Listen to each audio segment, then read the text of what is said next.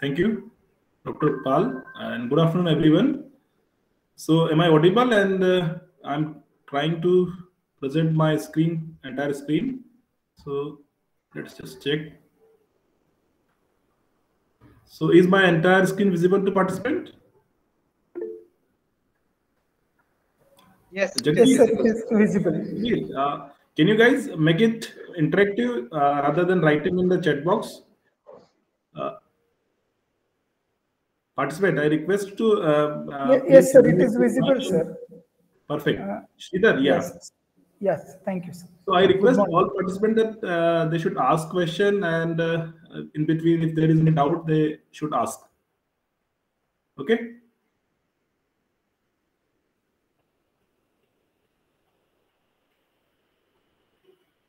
So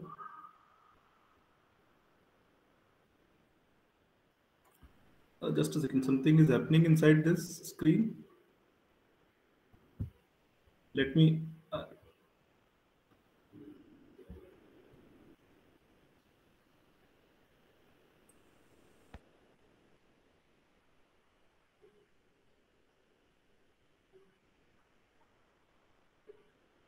So my screen is visible? Yeah, it is visible. Okay.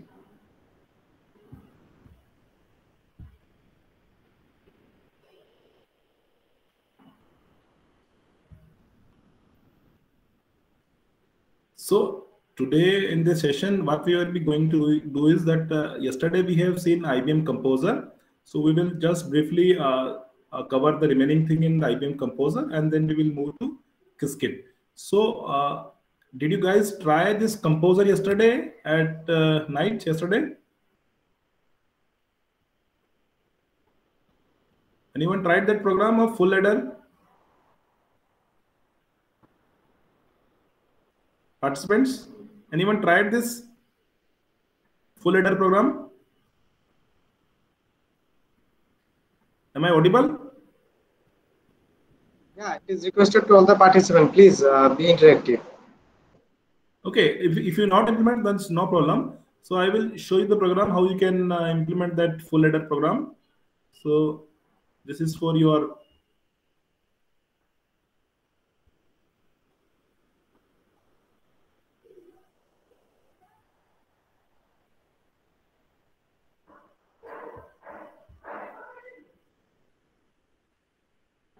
So this is the circuit which I yesterday explained to you guys, that in the full adder there will be 2 bits as a need to sum and 1 carry from the previous carry.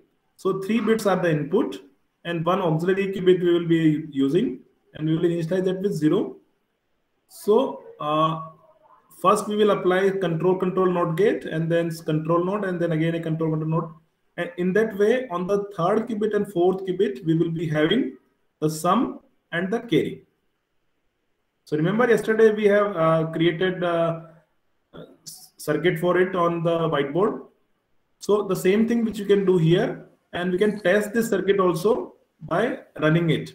So suppose by applying this NOT gate, so my input is what? All the 3 bits are 1. So what should be my sum and carry? Yeah, it should be 1 1. 1 1. So yes, the 3rd and the 4th qubit should be 1 1, because 3rd qubit is having the sum. So see here, this 3rd and 4th. So 4th is the below 1 and 3rd is the next bit value. So we can see here that we are getting 1 1 as an answer. Okay, let's make it like this. If I put this carry as if I remove this carry, then what is the sum? Both the bits are 1 1. So what should be your answer in that case? There is no carry. Carry is 0. Yeah, 0 1. In this case, yeah. So my laptop is running. Yeah. So see here, 0 1. So sum is 0 and carry is 1. See here. Are you able to see this thing here? Yes, sir. Okay. So it means the circuit is running fine. There is no problem. Okay. So maybe this infinite loop is going on. Can anyone tell why this is happening inside my screen? Can anyone help, Jayanta? Yeah, it is because you have shared the entire screen. That is why. No, that is okay. But one time I'm sharing, so it should not be recursive, na? A kind of infinite loop is going on inside. No, So if you maybe it if will you slow if you down do the speed not, of my. yeah, when you open some Okay. screen, it will not be green. If you open some screen or if you share some content, it will not be like this. I hope. Yeah. Okay. So okay. Then no problem. Because Uh, yeah. can you select the other tab? Yeah. That time I'm able to see. No Yeah, problem. then Now it it is will not not be green. infinite, sir. Yes, yes. Okay. So If you the select full the adder meeting circuit. link, it will be yeah. Okay. So here you can see the circuit, and we have tested it. It's working fine. And yesterday I explained something about this composer, that here you can choose where you want to run your quantum circuit, on a simulator or on actual devices. Okay. So if someone has tried and faced any issue, then you can tell me. So here I this tried quantum. it, sir, and I got the result. Okay. Yeah, yesterday I tried it and I got the full adder. I implemented the full adder and it was Perfect. working fine. Yeah. Yes, sir. Great. So Sridhar is there? Yeah. Yes, sir. Yes, sir. Sridhar, there are some things which I want to explain to you guys. So first you understand that this composer is a kind of GUI based interface to program a quantum computer. So here just simply dragging and dropping this quantum gates, and we are creating quantum circuit, or basically a quantum program you are creating here, which is based on GUI kind of interface. Okay, and we can run that thing on different kind of quantum computers or quantum simulators. And there are other options available in this composer. If you see here, you can see different kind of windows like state vector. So this is state vector window we are seeing below here. So what is it? What it is telling us, that what is the amplitude of this basis state 1001 we will get on measurement. So ideally on measurement we will not be getting this 0000 state. We will be getting only this state on measurement. Okay, so once we run this circuit and we will measure those 4 qubits, so we will be getting on measurement, we will be getting 1001 state. Means these 4 qubits will be having values 1, 0, 0, and 1. Classical bits, if you measure them in classical, we will get bit values.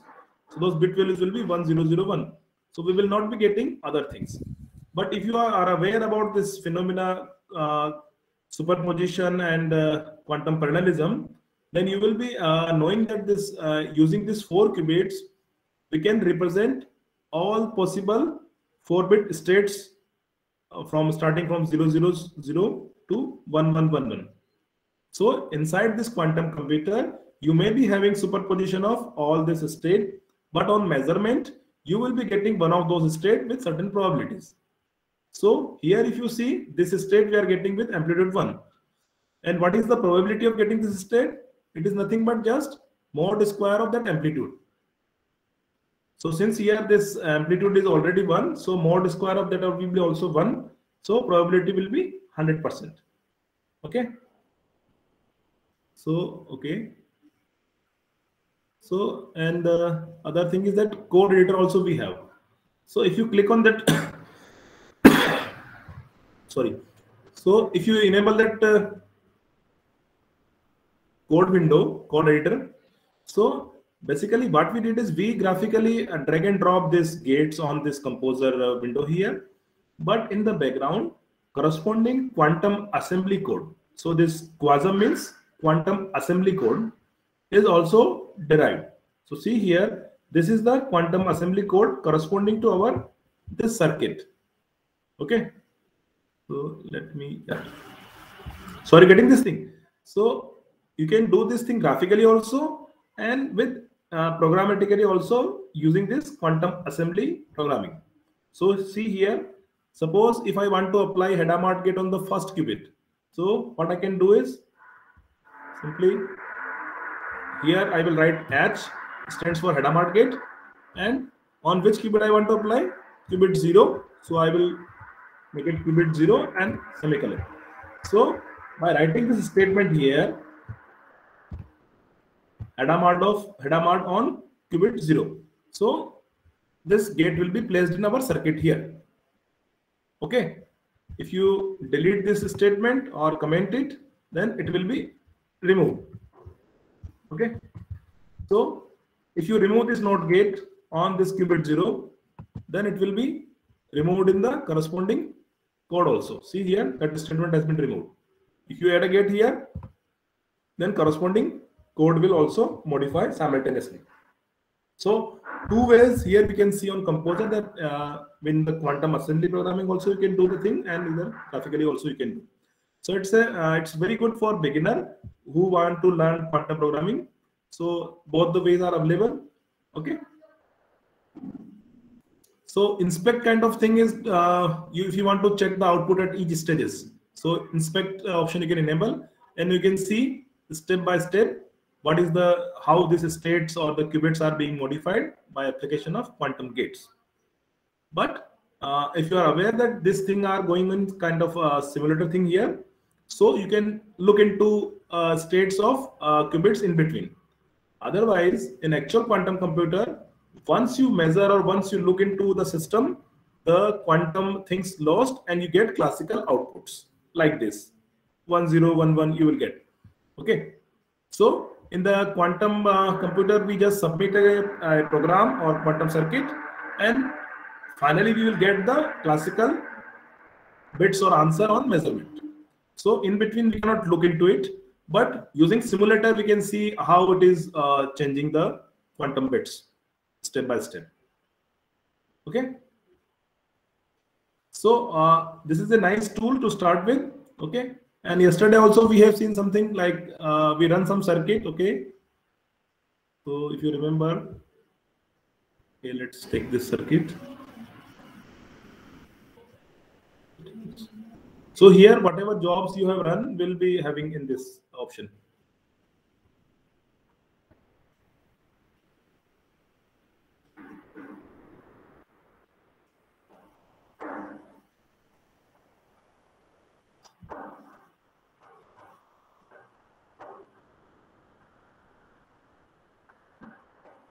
So, okay. So this is the circuit I have implemented for quantum error correction. Okay. So no need to go into detail what it is doing. It is just a kind of qubit error it can correct. So if you see here, so yesterday someone was telling that how many qubits we can visualize. So here up to 5 qubits we are able to see. So okay. So our answer will be with high probability thing which is coming with high probability will be our answer. Okay, so this will be our answer, and other answer we are getting because of noises in the quantum devices. Okay, and we also explained that transpired circuit is also there. So what is a transpired circuit? Can anyone tell? What is a transpired circuit? It is internal representation of quantum machine based on the hardware. Yeah. So depending upon what kind of basic quantum gates the quantum computer support, it convert those circuit, whatever circuit you supply to it, it will convert that into its native quantum gates. Okay. So this is also a step and it takes some time. So if you see here in this timeline kind of thing, so this code is created and this time transpile means converting that code to native quantum gates. So it also takes some time. Okay. And then you also validate the quantum circuit, that whether it is a valid circuit or not. It waited 2 minutes 52 seconds and running it took 30 okay. So it remains in system for 35 seconds and it was executed in 4.9 seconds and completed. So what I'm telling here is that this kind of steps are happen on the quantum circuit. So transpiling, validation, and running, this thing happens inside the quantum system. So so far I think I have briefly explained you how this quantum composer works and how you can run your codes. So is any doubt is there in this quantum composer? Then I can explain. Otherwise, we will move to other things. Any doubt is there in how this quantum composer work and what are the options there, what we can do with it? Any question?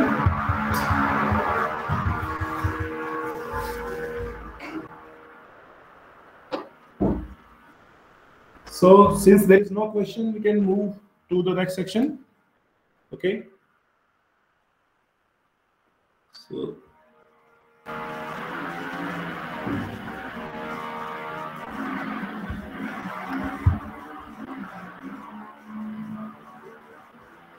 So have you guys heard about this Bell state in the previous sessions and this FTP?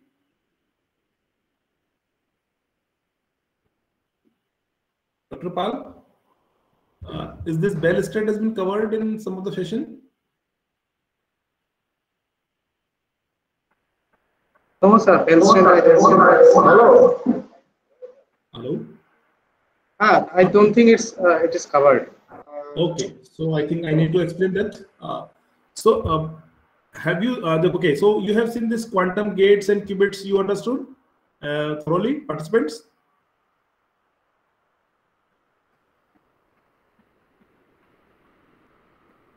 So okay, no problem. So Bell state is a special state which has some special properties, but the quantum state of it is looks like this. It's a 2-qubit state. So in this particular Bell state beta 00, there are only 2 combinations of this states 00 and 11. There is no 10 and 01 in this state. So we can prepare this kind of state with this kind of circuit. So we have these 2 qubits applied with 00. On the first qubit, we are applying this Hadamard gate, and then we are applying which gate it is? Control NOT gate. So if we do this kind of circuit on this 00 qubits, then we get this state. And what is the properties of this state? Okay, so there is no 10 and 01 state in it. Okay, now if I ask you guys, what is the amplitude of state 00 or coefficient of state 00? Sridhar?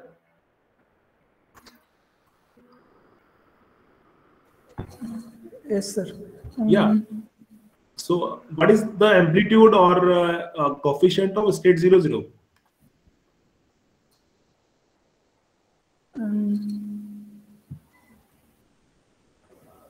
That is basically 1 by square root of 2? 1 by square root of 2, correct, sir. Perfect. What is the amplitude for 1 state? The same?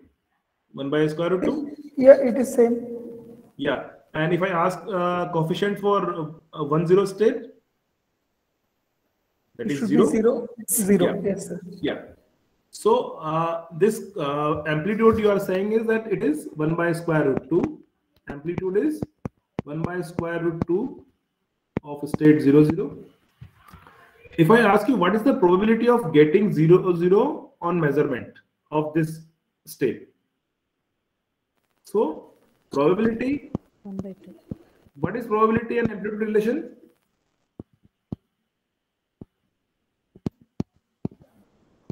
Mod square of amplitude. 1 by 2. 1 by 2. So if I measure this state 00, then I will be getting with 50% probability that I will get 00. What is the probability of 11 on measurement? It is same, sir. 1 by 2. Perfect. So this Bell state has this special property that it is having probability 50-50% of measuring 00 and 11 on measurement, and we will not get 01 and 10. That is okay? Yes. Okay. So now I ask you another question. What is the probability of measuring first qubit? So suppose this is first qubit Q1, this is second qubit Q2. Here again this is Q1 and Q2. Okay. So if I ask you what is the probability of getting first qubit as 0 on measurement? So first qubit measurement and getting 0 is again 1 by square root of 1 by square root 2 square. That is 50%. Again, 50%. So if I measure Q1 first and I get first qubit as 0, then what will be the second qubit? Or what is the probability of second qubit being 0 or 1? It's So 125. no, if I measure first qubit as 0, then second qubit must be 0. Second qubit cannot be Must- anything else. Yeah, correct, sir. It So should in be that 0 case, only. this state 0 will prevail. So we will get second qubit also 0. If I ask what is the probability of getting one as a qubit 1 on measurement, It is 50% again. 50%. 1/2. Yeah. 50%. So if I ask you, you have measured first qubit as 1, then what is the state of second qubit 2 on measurement? It will be It should definitely be 1. Yeah, definitely 1. So this thing is clear. So if you first qubit measurement, if you measure one of the qubit first, and then you get 50% probability of measuring it 0 or 1. But once you measure one of the qubit as a 0 or 1, then second will be the same thing. Is it okay? So what I'm telling here is that if you measure one qubit, then you know about the second qubit certainly. If qubit 1 is 0, then qubit 2 will be 0. If qubit 1 is measured as 1, then second qubit will be again 1. So this qubit 1 and qubit 2, if they are created in this fashion, and this qubit 1 is with you, and the qubit 2 can be taken to another planet. Okay, they are far away. They created, if you create this kind of Bell state on 2 qubits. So basically qubits can be realized by photon also, electron also. So suppose using photon, we have created this kind of Bell state with 2 qubits. And now they are entangled. We call them as entangled because they are correlated. Okay. So they cannot be defined independently. Okay. So there is some correlation between these 2 qubits, Q1 and Q2. So what I'm telling here is that this qubit 1 is with you on Earth, and qubit 2 can be taken to another planet. But if one of you measure your qubit, suppose this Q1 measure first, okay, Q1 measure its qubit and it gets 0, then it knows that this planet far away, the other fellow will also be having Q2 as 0. If Q1 measures 0 on Earth, then the other planet will also having this Q2 is 0. If you measure qubit 1 as 1, then the second fellow will also have what? 1. 1 only. So this Bell state kind of states are giving us a very powerful tool which can have application in a variety of domains that we will discuss. But the thing to understand here is that these 2 qubits, Q1 and Q2, are entangled. Entangled means they cannot be defined independently. They are correlated. Are you seeing the correlation? Whatever qubit 1 is there on measurement, second qubit will be the same. Maybe they are far away. Okay. So this kind of Bell state can be used for quantum teleportation, quantum cryptography, because they have this powerful thing and it has a variety of applications, super dense coding. But to focus here is that how we can create this kind of Bell state using the circuit. So this is the circuit, Hadamard and then control node. We can create this kind of Bell state. So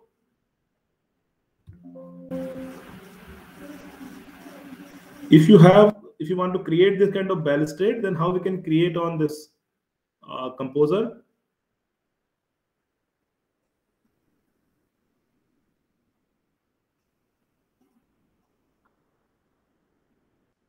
Okay, so just take a new circuit.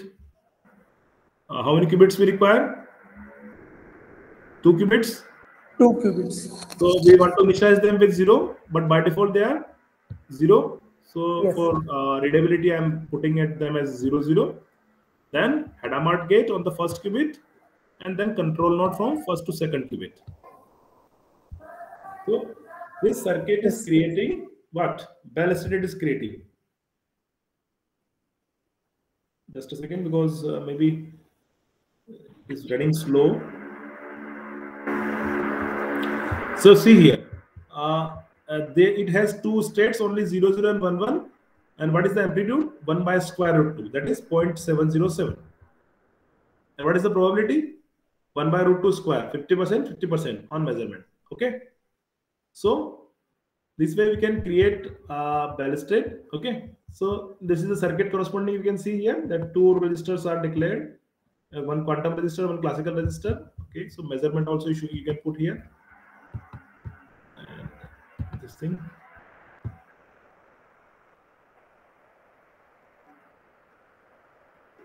Okay. Sir, it is called control resistor, no? Or classical resistor? Classical resistor. Oh, it is not control. C. No, classical resistor.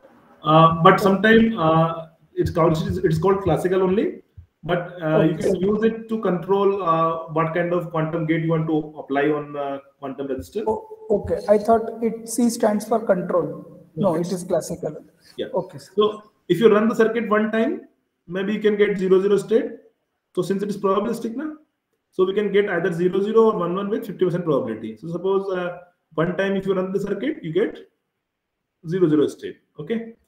So if I run the circuit on actual device, okay. Okay, or let's first run it on a simulator. 1000 time I'm running. So this short says to get the probability distribution. So same circuit we will be running 1000 time. So just run it on this thing.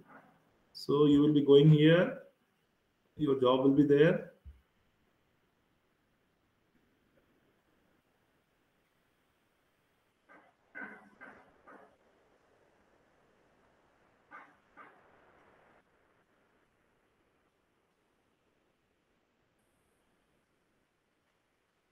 So what should we get in the answer?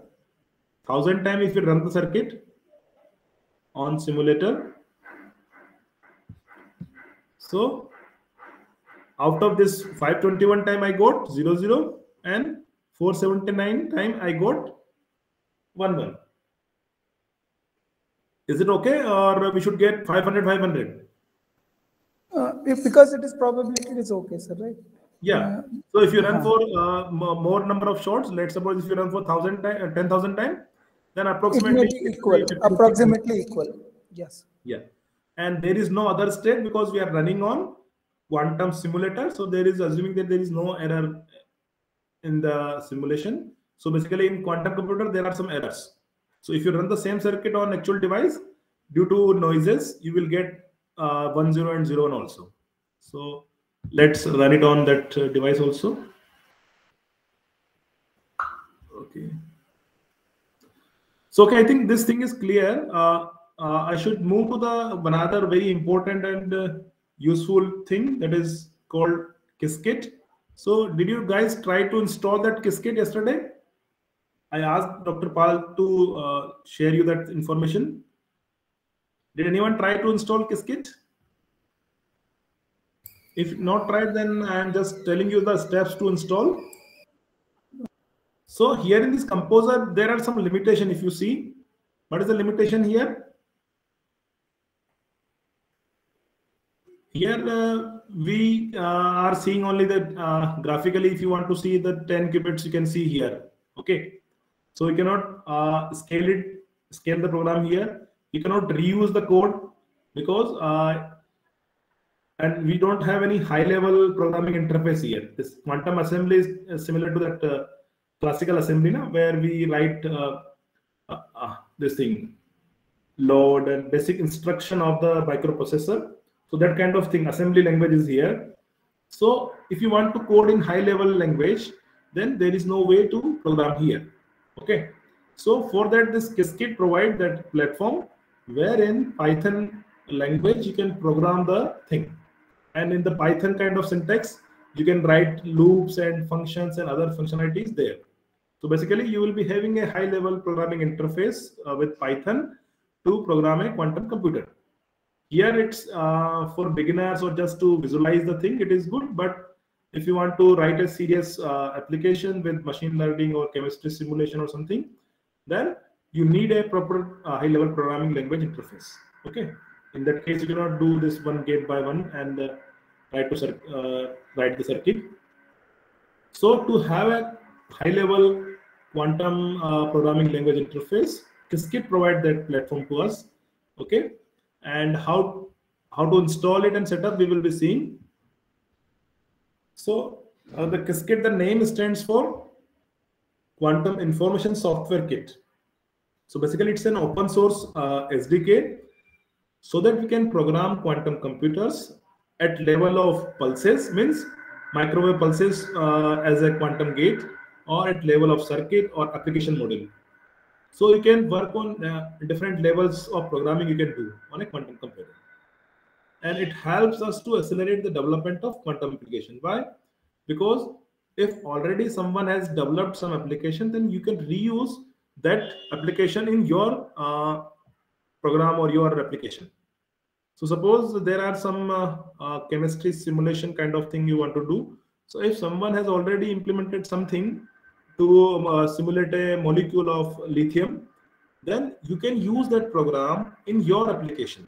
So you do not to rewrite that thing. So it will accelerate your development. So you can focus on your thing. Let's suppose some Grover's or Shor's algorithm are there. They have already been implemented and code is available to you.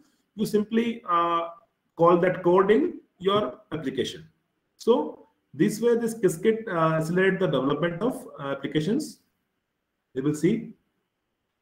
As I already told that this using this Qiskit, you can do quantum programming and you can write quantum codes at level of you can write an applications. Okay, big application you can write. You can write some standard algorithms, or you can design your new algorithm and can implement. Okay, characterization means basically this quantum devices has some kind of noises, so you can characterize them and you can try to mitigate them also. Okay, circuits you can create the same way. Circuit can be also created using the program or programming interface, and you can create some extension which can be plugged for other applications.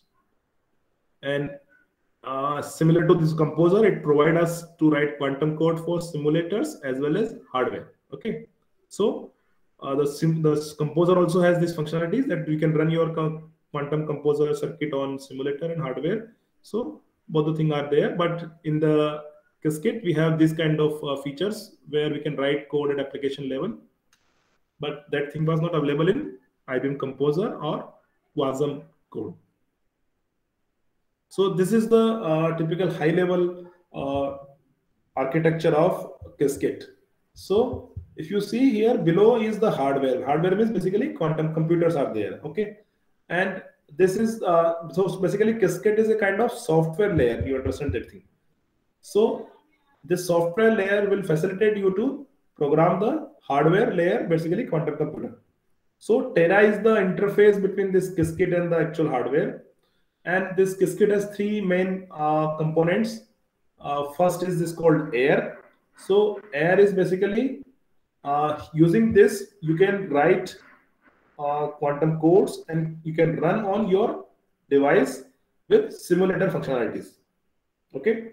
So basically simulation, if you want to do or simulator, you want to run your code, then you can do it using air module.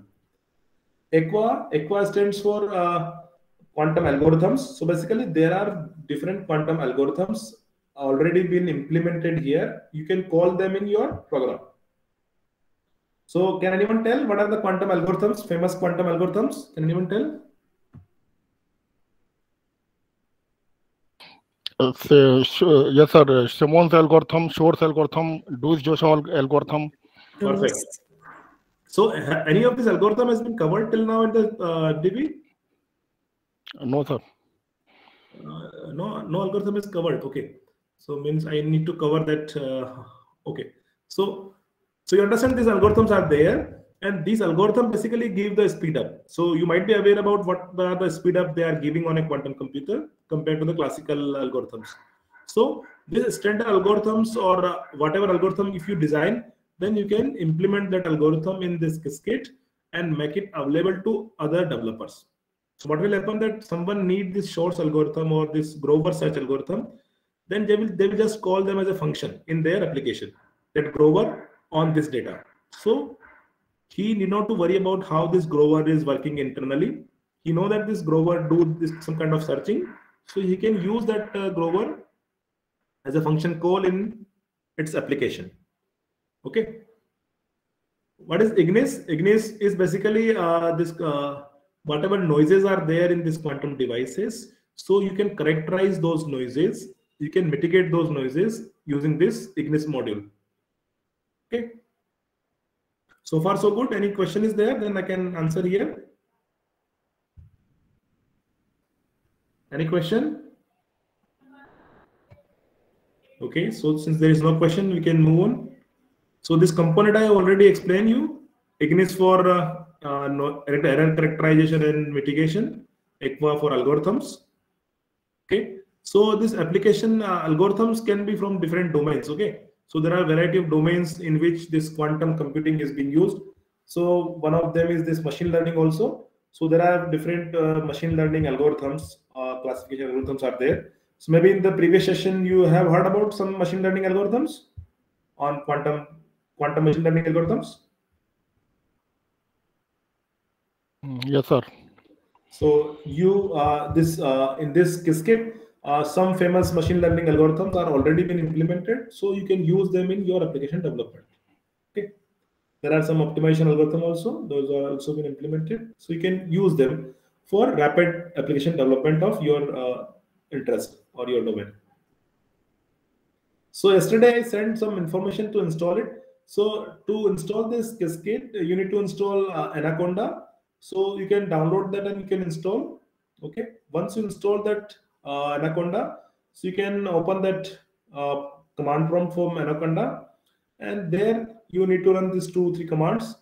Okay. So you need to create a Conda environment where our all quantum Qiskit programs will be live, and so you can create that kind of Conda environment. Then you can need to activate that Conda environment.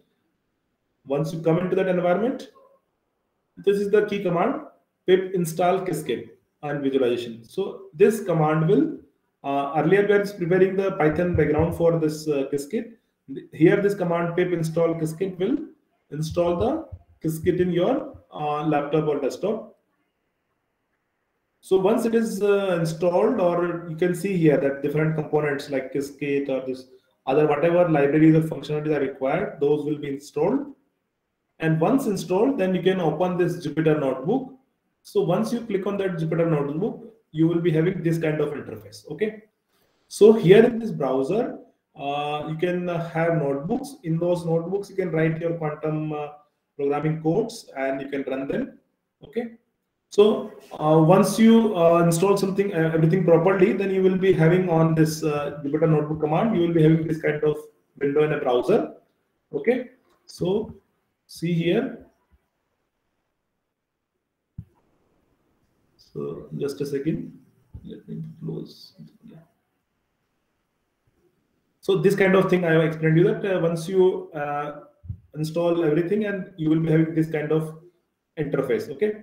So, okay. So yesterday I asked you guys to create an account on this IBM website, Composer. So if you go here, when you log in into this website, there you will be having this account setting. Okay. Here there is this account will be there. Okay. This token will be there. So basically what is happening is that for each user, there is a token available. Using this token, basically kind of password, you can consider it. This token, you can run your programs on IBM quantum computers. So it is kind of a token which is been used by IBM to verify that, okay, who is the user. So if my mail ID is this harish.sahu@gmail.com, and this is my token. So IBM will be knowing that, okay, this code has been submitted by harish.sahu. So this token is required. Okay, when it is required. So once you install this Qiskit,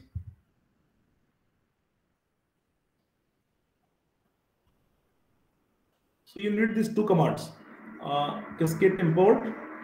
Okay, so what we are doing here is that we are importing this Qiskit, and you are saving your account. So basically, you need to supply your API token. So basically, what we are trying to do is we are trying to link that Qiskit to my IBM account on the IBM website. So instead of writing your email ID, this token will, because token is a private key to you, so you will be supplying your token, and once you save it, then whenever you run some quantum program, IBM will come to know, okay, this account is of Harish Sahu, and whatever result will be there, it will be go to my account or on my email.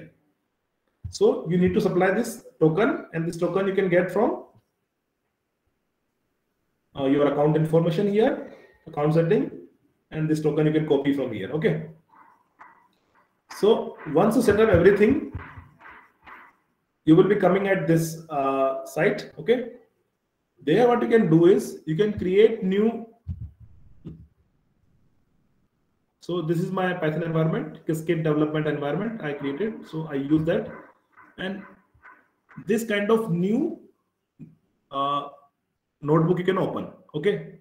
So in this space, the shell, you can write your quantum program. Okay. And this programming interface is of Python kind of syntax is there. So basically Python, if you know, then you can program here. Okay. So once you are here, okay. So I'm leaving it. Just now we have seen this bell state. Okay. So here, so far so good. Any question is there? Participants?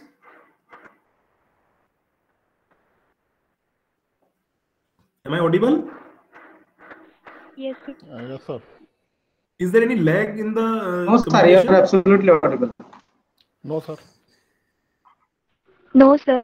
Okay. So let it be interactive, because once I ask you to something reply, you don't reply, I think that I am lost or the connectivity has been broken. Sir, I have a question, sir. We can directly do it in Google Colab, and I think also on Qiskit site there is Yes. a lab is provided. Yes, yes. But the thing is that thing is online, and it will lie on the IBM website. Okay. So Yes, sir. whatever programming you will be doing, it will be IBM will be having access to that. If you want to do some kind of secret or some kind of private thing, then you can run it on your machine locally, and can Okay. simulate also. And sometimes that you are not always connected to this internet. Possible one first result that you have this on your machine, so you can do it locally. You can run it locally. You can save them locally, because this whatever thing I am doing, see here, it is localhost. So whatever this program I am developing here, it will reside on my hard disk. Okay. Okay. Okay. And second thing is that if you do something, some kind of what you can say, confidential thing, if you want to do, or you don't want other to know, then you can do it here and run locally. Okay. In Yes, that sir. case, From the security point of view, I think if I want to keep my program secret, then we have to do it locally. yes, yes. In that case, if you want to, okay. So one other thing is that you should not run it on actual quantum devices, because once you submit those job on quantum devices, actual quantum computer of IBM, then your program will go to their website and it will be known to them. So in that case, you should be using AIR. So what you will be doing is you will be running the program locally on your hardware only. So I will tell you where is this option. Okay. So so did I answer your question? Yes, sir. Definitely, sir. Thank you. So any other question is there? So I want this participant to focus on this, because this, if you know this quantum programming, then for graduate student or masters also, you will have scope of having career in this quantum software development. If you know this Qiskit very well, then there will be opportunities for you guys. Or if you want to pursue research also, then you have to run your thing on actual devices or the simulators. So in that case also, you have to know this quantum programming. And the Qiskit is one of the best option available. So, okay. So the first line, we are just importing the Qiskit library. So whatever the library functionality there, we are just importing them. Second, if you see here, what we are doing here is that we are creating this quantum register of 2. 2 means 2 qubits will be there in that register. Okay. So you can supply your value here. Okay. So let's suppose if you require 5 or 6, so you can put it here. Okay. And you will be naming it as a QR. So basically, QR is your variable which has 2 qubits. Similarly, CR is a classical register variable. It has 2 bits. And you are trying to create a circuit, CKT, with this QR and CR. So that circuit CKT will consist of 2 classical bits and 2 quantum bits. Is it okay? So basically kind of declarations. Okay, so you are declaring a resistor with 2 qubits and a classical resistor with 2 bits and trying to create a circuit. Now you can draw this circuit. Okay, so what the circuit will basically have now? It is nothing but just 2 qubits are there and 2 classical bits are there. Okay, and all of them are initialized with 0, 0 value. So qubits are initialized with 0, 0 and classical bits also initialized with 0. This 2 denote the quantity of bits in this classical resistor C1. Okay. So this one command to draw is circuit.draw with this initial state. It looks like this. Okay. There is another way to draw. So this command matplotlib inline. So if you use this command, then you will have a better representation of graphically of the circuit. So this is the thing we will be having in this quantum composer also. This kind of circuit we have. Okay. So if you remember, guys, then in the Bell state, you remember first 2 qubits should be initialized with 0, 0. So they are there.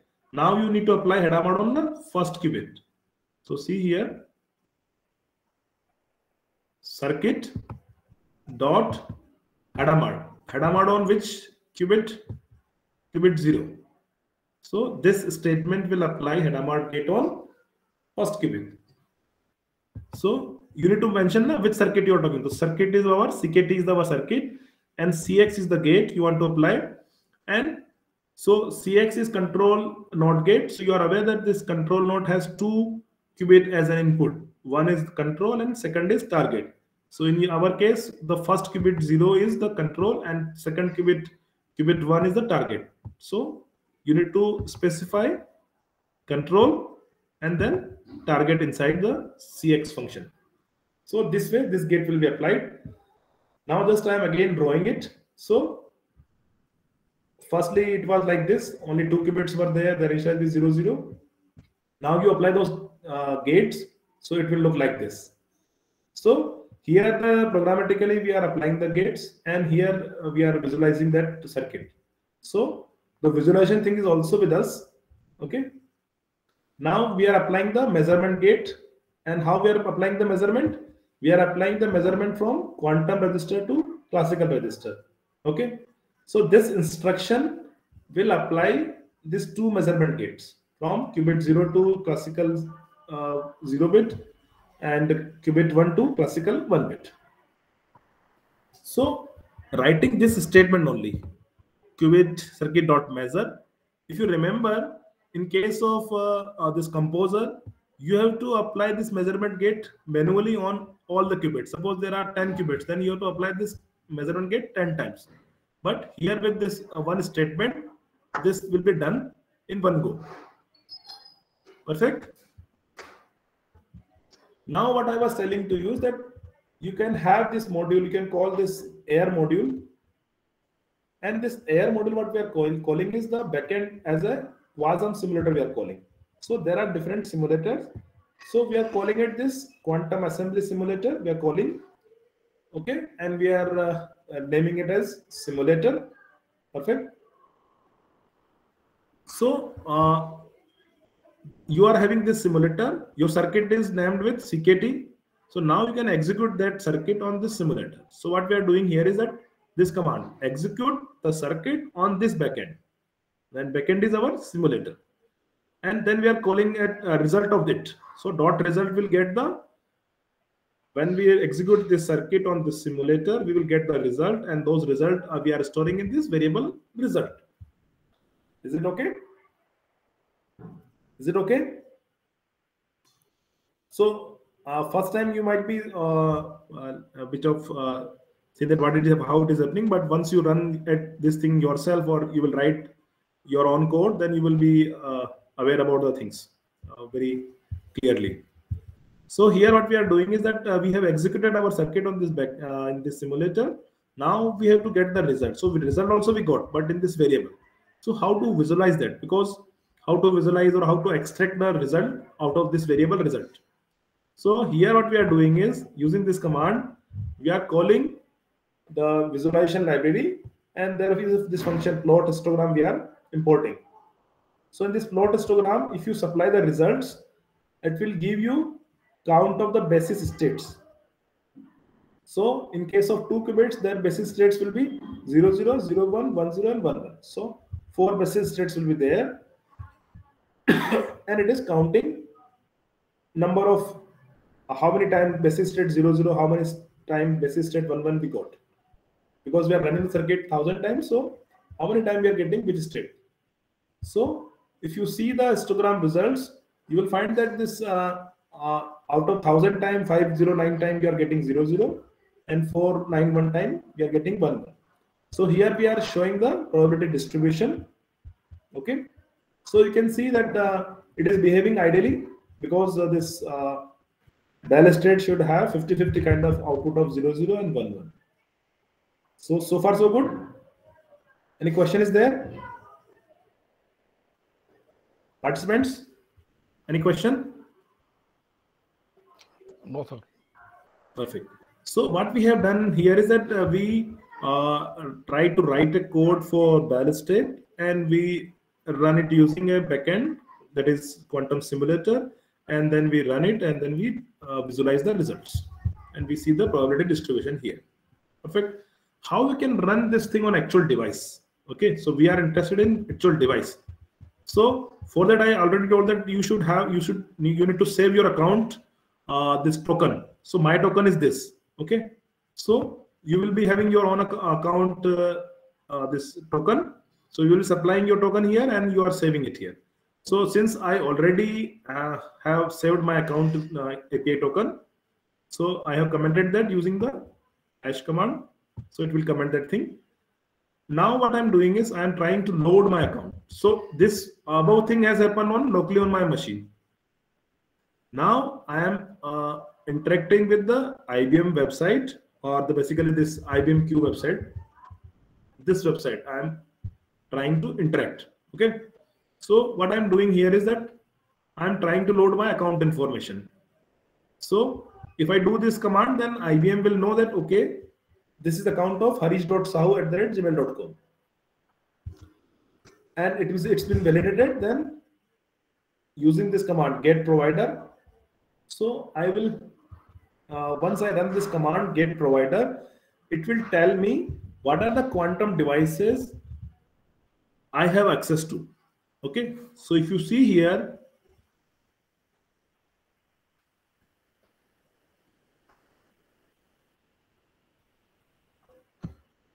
setup and run. So if you see that I have access to this simulator, I have access to this quantum computer Qto. So whatever devices are available in this list here, if I'm scrolling down here, IBM Q Manila. So you might be surprised that this Manila and this all are city names. Okay, so Santiago. So what is happening here is that these are the devices available to me. Okay, so I can run my code on these devices. IBM may be having more devices which may be not running now, or which maybe I don't have access to those devices. Okay, so let's suppose IBM has 20 quantum computers. It has made available 10 or whatever my eligibility or whatever free that I can have here. Okay, so whatever devices you have access to with your corresponding your account information will be made available to you on this command get provider and .backend if you do. So what I'm doing here is that I'm trying to print the available backends to me. So see here, it is the list of the devices or simulators available to me. So see here, so it's been already run one time by me, so we will be rerunning it, but you will get the list here. So see here, IBM Qto is there. Okay, IBM Lima is there. So these are all quantum computers. IBM Bagota. So these are the devices which are currently available. Okay, or I have access to them, so I can run my program on those devices. Okay, but as you see here, these devices, some devices are very busy, some are kind of ready to take job. So if you see here, Manila has a waiting list of 43. So there are 43 pending jobs. But if you see Bogota, there are only 18 jobs pending. So on which quantum device I should submit my code? Can anyone tell? To get the result early, there are two options. One is IBM Manila, one is IBM Bogota. So on which device I should run my code? On IBM Bogota, because waiting is 20. Yes, but programmatically, how can do it? Because here what I'm doing is I'm manually scrolling down and checking it. So manually and smaller devices, you can do it here and select this thing in IBM Composer. But there is an efficient way to do it programmatically. So this script, see here, my requirement is that I need only 2 qubits to run my circuit. Okay. First, so this script will be telling me the least busy device. Okay. So you can just copy it in this cell and try to find which is the least busy device. And then I am printing that least busy device. So in that case, it happened to be Q2. Okay. So we will be rerunning it and we will see that which is the least busy device we will be having here. But time being, understand that using this script, we can find a least busy device. And we can assign that into a QComp variable. Okay. And that is this Q2 in this case. Also, you can fix it. Like I am interested in running my code on Santiago, whether the queue list is long, I don't bother. So in that case, you can hard code also your preferred device. Like in this case, Santiago, you can do. Now, this QComp variable has the least busy device, that is Q2. So this thing is commented. Na? So you can uncomment it and have this also. Okay. Now you just run this command execute. So what I'm doing here is that circuit is the same circuit which I run on the simulator. The same circuit I want to run on this backend that is having quantum computer IBM Q2. So your job has been submitted on this device. Now, as you know that these quantum computers are not like completely free. There is no waiting time. There are waiting time. So what will happen is that you need to monitor your job. So for that, you are importing this job monitor command, and in the job monitor, I am supplying my job. Okay.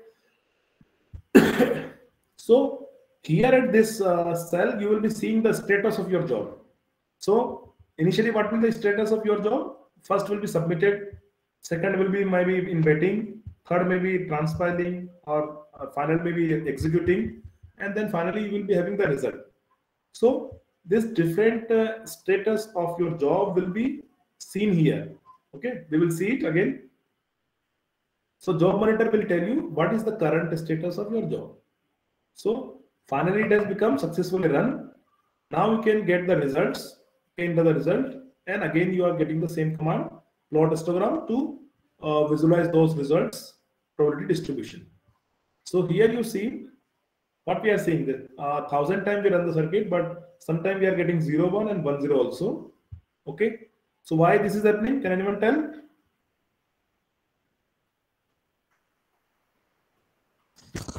Because of noise, sir, in hardware. Perfect. So let's run it. So this interface, so what we are doing is that just we are running this thing, entire thing again. So restart and run. Okay. So see here, whenever some star is there, then it means that command is being executed. So see here, our circuit has been drawn. Circuit drawn. It has been run on that simulator. So we are getting this kind of probability distribution. So we will not get any other state because ideal behavior has been assumed, no noise on the simulator. Okay. Now see here. Okay. See here, this IBM Vellum was found to be a least busy device. Now, if you see here, my job is being job status is in queue, and the queue number is 16.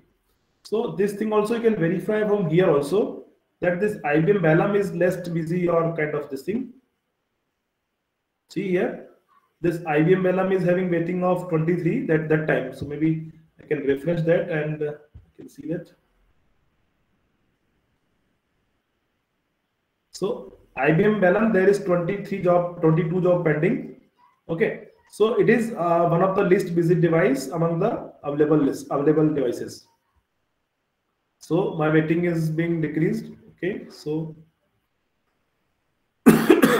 so what is happening here is that we ask for whatever the devices are available to me, and I found this Vellum device is least busy using this script. Okay, and now my job is being run on this Vellum, and job monitor is saying that my queue weighting is 30. So after some time, this job will be executed, and we will be having the status here that job has been successfully run. So by the time it runs this code, we will be moving to another part of our session. Okay. So participant, we have half an hour left. So there is other thing that because this DOS-JOSA algorithm is not been covered. So what I can do is briefly, I will tell you about this algorithm and we can have quantum circuit for it. Or other option is that we can cover this quantum teleportation which uses Bell state. So which one you will prefer? One way is that we can cover this DOS-JOSA algorithm and how to run it or how to program it on this Qiskit. Or other Sir, I think DOS-JOSA algorithm will be better choice. Okay, so just quickly go to that DOS-JOSA, how it works. So what I did is even actually DOS-JOSA require an entire session of 1 hour or so, but what I will be doing is, okay, before going to that, if I ask you, what is the DOS-JOSA problem? So we are having a function, Boolean function, which is either constant or balanced. Okay, what kind of function it is? It is either constant or balanced. Okay, so constant means whatever the input, output will be same. A Boolean function, whatever input you supply, it will always give same fixed value as an output. Balance means half the input it is giving 0, half the input it is giving 1. So that is called a balanced Boolean function. So if I ask you, if I give you a Boolean function, let's suppose it is like this. F is like this, x1, xor, x2. So can you tell me, okay, let's keep it more, x3. So it's a function x1, xor, x2, xor, x3. Is this function a balanced or constant function?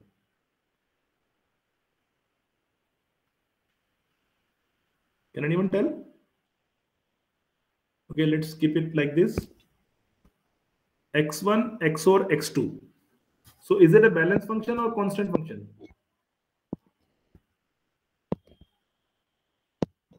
Anyone? Sir, actually, we have to check it by giving various inputs. Only then we can tell. Yeah, okay. Otherwise also, like here, if you see, this is the truth table which you are telling that you have to supply the inputs and you can check that. So Yes, sir. for n variable Boolean function, how many possible values are there? Here, since 2 variables are there, so n variable function, you need to try 2 to the power n values. Is it okay? Yes, sir. So n input, n bit Boolean function, 2 to the power n choices of input. Okay, and that's large. If I put n is equal to 100, then how many values will be there? 2 to the power 100, and 2 to the power 100 is a very big number. So if I give you a balanced function with 100 variables, then you cannot try this 2 to the power 100 combinations one by one, even on a supercomputer in your lifetime. But so okay, but the so okay, this is the balance kind of thing. In case of constant, what will happen? It will always give you either 0 or 1 for all possible inputs. So let's suppose if I keep this function like this, So this function like x1, x2, x1 bar. So whether this function is constant or balanced, x1 and x2 and x1 bar. This is constant, sir. Constant. And what will be the value of f? F is always 0, sir, because this is AND Yes. gate. So since because x1 and x1 bar is there, so it will always be 0. 0. So whatever the input of x1 and x2 you supply to this function, it will always give you 0. Okay. So what we are saying here in the Doss-Josa problem is that if function has this property, whether either it will be constant or balanced, and you need to find it. So in case of this balanced kind of thing, you will need to try 2 to the power n choices. Okay, it depends on the n. If n is large, then choices will be so many. Okay, but this Doss-Josa algorithm on quantum computer promises that in a single trial or single evaluation of this f, we will compute this f one time, and it will tell you whether it is constant or balanced in one go. Is it possible? Here in classical, we are saying that 2 to the power n trial, we have to do it, and then we will be able to tell. Okay. But in case of quantum computer and this Doss-Josa algorithm on quantum computer, it is promising you that one evaluation of this function f will tell you whether it is constant or balanced. Okay. So this thing, okay. So this thing. So in the worst case scenario, we don't require 2 to the power n trial, but 2 to the power n by 2 plus 1 evaluation of f is required in classical. But in quantum, we are saying that only one evaluation is required to get to know whether this function is constant or not. Is it okay? Participants? So what we are trying to solve is, we are trying to solve this Doss-Josa problem to find that whether function is constant or balanced in one go. Classically, we are seeing that 2 to the power n by 2 trials at least we require in the worst case scenario. But in quantum, on the worst case also, we require only one evaluation of f is required. Okay. So we will see how it is being implemented. So this is the diagram, block diagram of this Doss-Josa algorithm. What it says is that, so if you see here, this n is the number of bits in your function, Boolean function. So for simplicity, we are taking this function f is equal to x1 XOR x2. Suppose we want to determine whether this function is constant or not, or balanced or not. We want to determine. So here, what is our small n? Is 2. Number of Boolean variables in the function. So this is general block diagram. Only the thing changes is this fx. So where is the fx coming? Fx is coming here in this UF function, and UF is called oracle. Okay. So you try to understand this thing, that this Hadamard stands for the Hadamard gate. Then x is basically number of inputs this function. So here x is basically x1 and x2.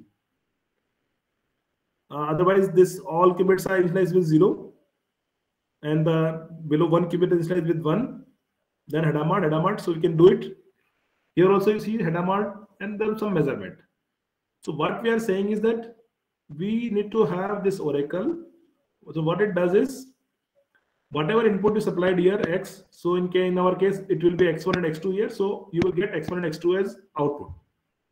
But in the below qubit, whatever we are supplying here, let's suppose it is y. So at this lower qubit, what I want is that y XOR fx I need here. If I somehow, so what is our goal here is that we need to get y XOR fx here. So basically this lower qubit is called y, and we need XOR of y with fx. So what is your fx here? Y XOR with fx. What is your fx? In this case, it is this x1 XOR x2. So far so good. Any question is there? Participants, let it be interactive. So what we are saying is that in this algorithm, entire part is kind of fixed. Only the thing is which is varying is that the function fx. So whatever your function fx which you want to check, you have to implement that function fx inside this box and need to get this kind of thing as an output here, y xor fx. So for our example, let's suppose our fx is x1 xor x2. So you need to get this thing here. So you need to create a quantum circuit in such a way that this input x1 and x2 will remain same here, but at this below qubit y, you should have y xor fx. Okay, and then you will be measuring this above qubits. So what it is saying here is that on the measurement, this state 000 state, okay, probability. So there will be two cases. It will be balanced or constant. Function can be balanced or constant.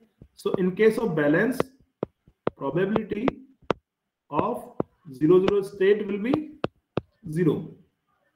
In case of constant, probability of 0 on measurement will be 1.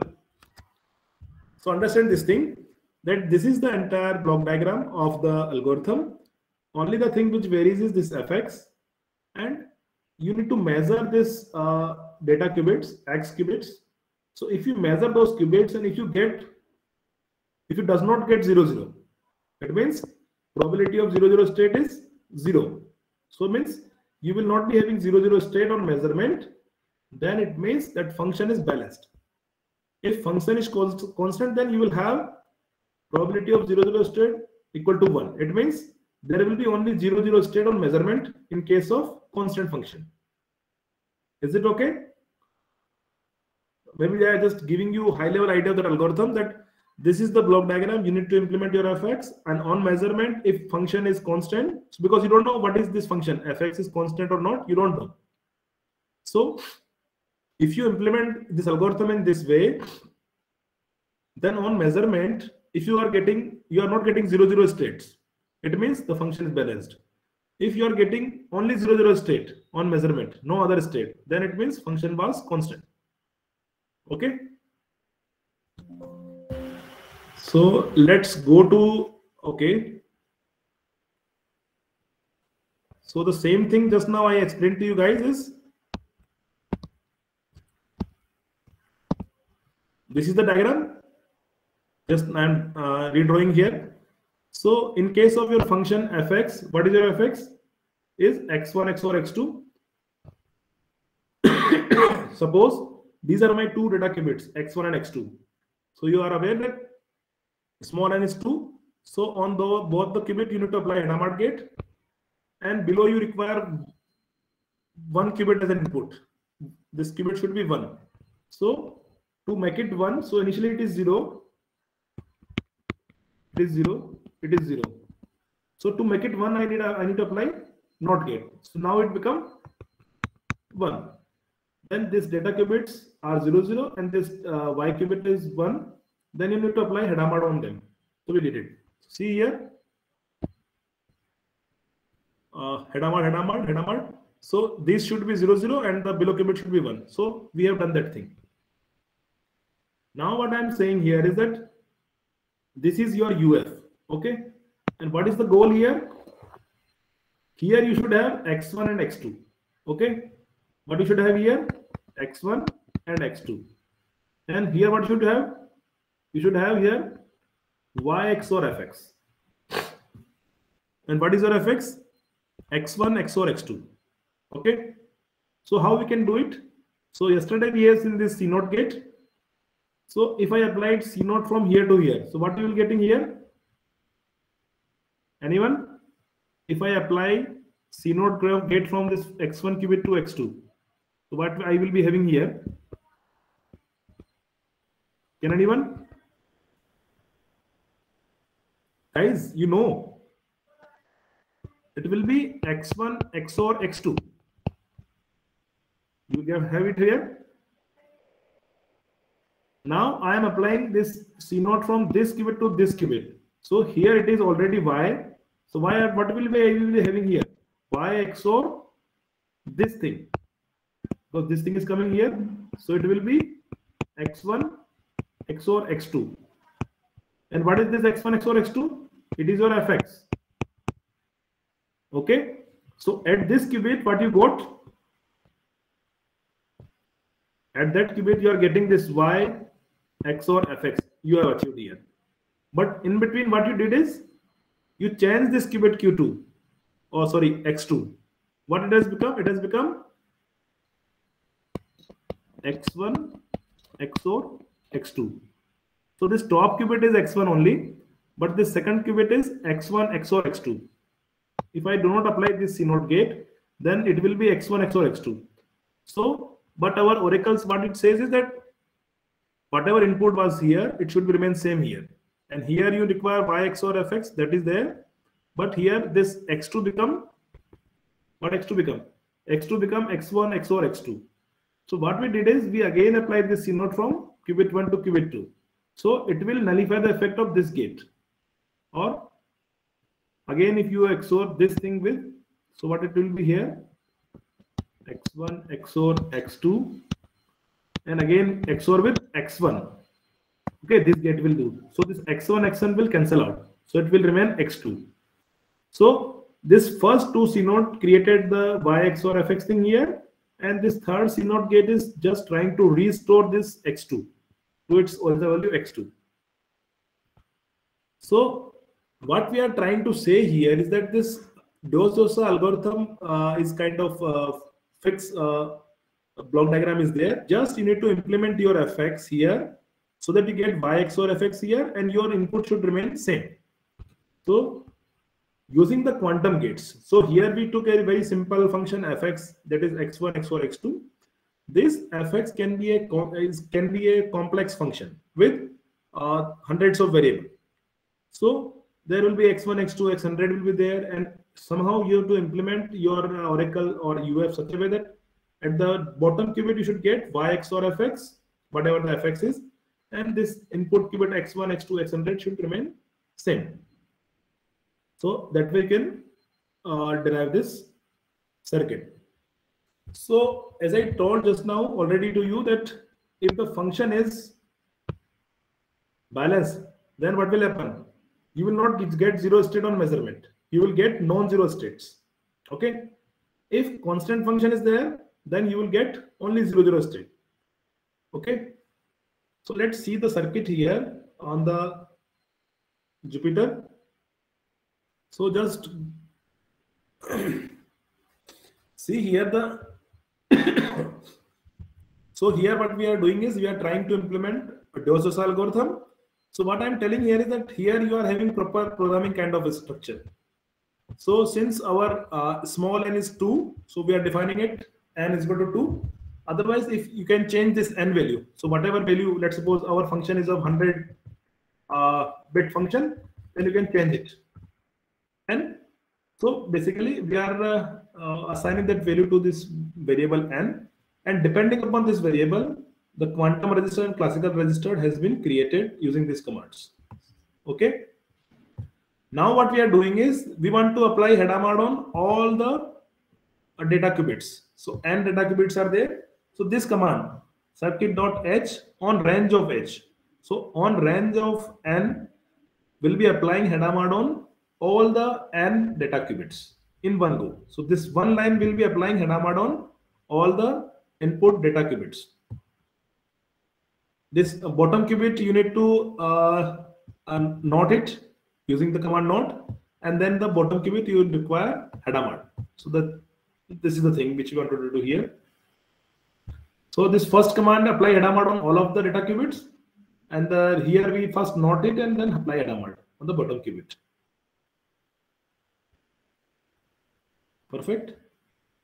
And then I put this barrier. So barrier is just to visualize the thing. Okay, so we will see. Now here I am telling that what is my function f, the same which we took for example. Okay, so see here How to implement the Oracle we have already seen. So just we are applying those control NOT gates from 0 to 1, 1 to 2, and 0 to 1. And then again I am applying barrier. So barrier is creating this kind of barrier so that we can visualize the circuit pretty well. Otherwise these gates will come to this left side.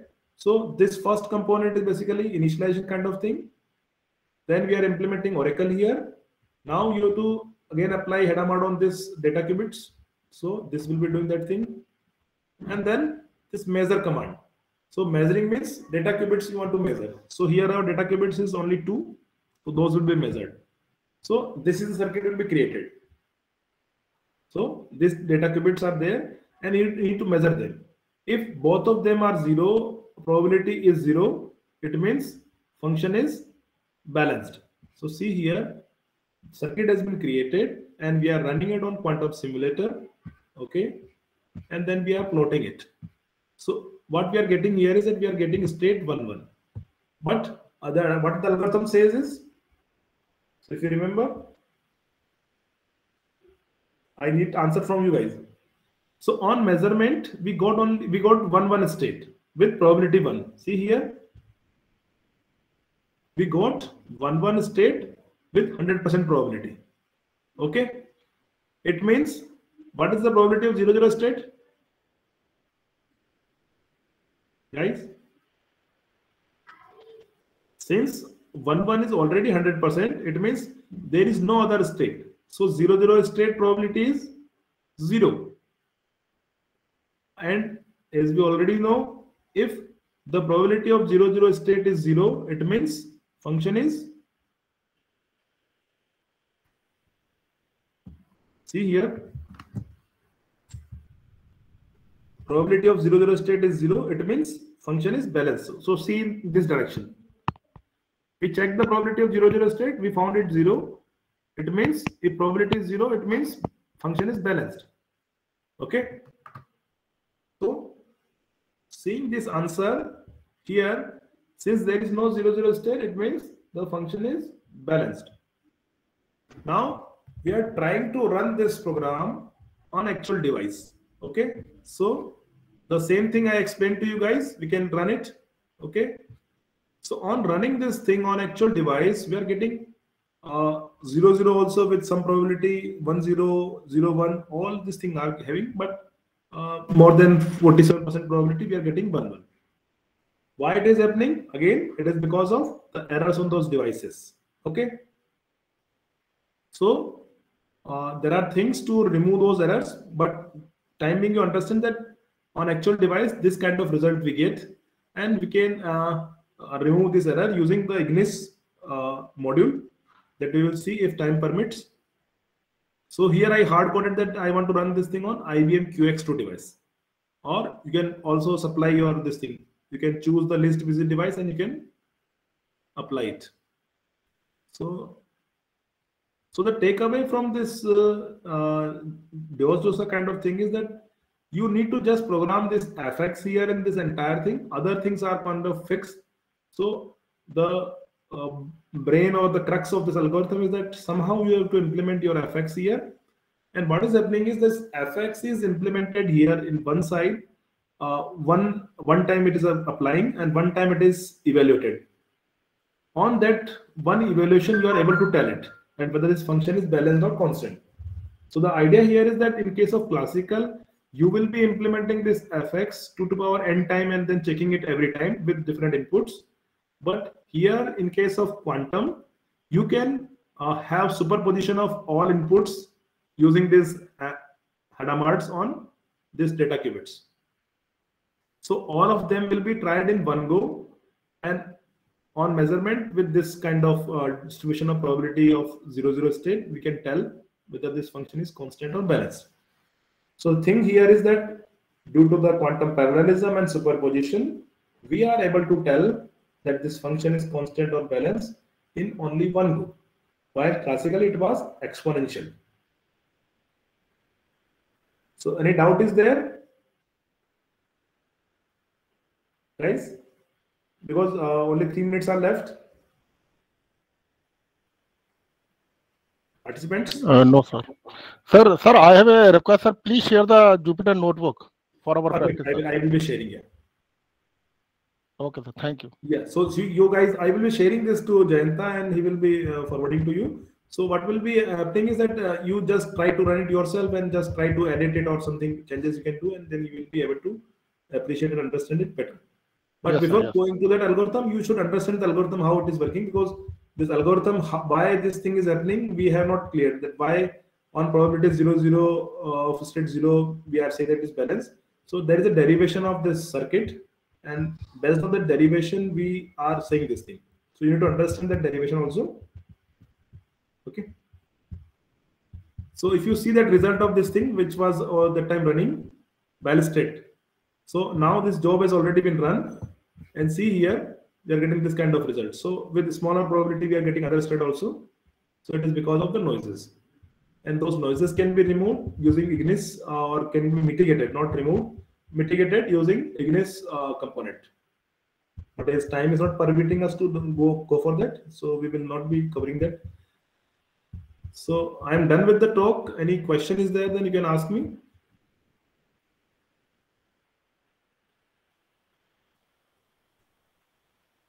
Professor Jayanta, over to you.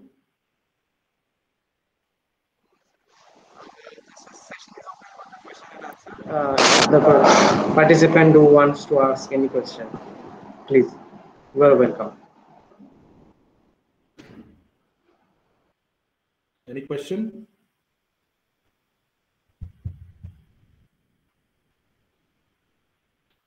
No, sir. Okay. Then I am stopping my presentation. Over to you, Jayanta. Thank you so much, sir, for your extremely informative and hands-on session. You have made practically understand the participants, though some of the participants have not responded, but I hope they have got the benefit and max out of it. So thank you once again for this delivery of the session. Sir, I'd like to request to remain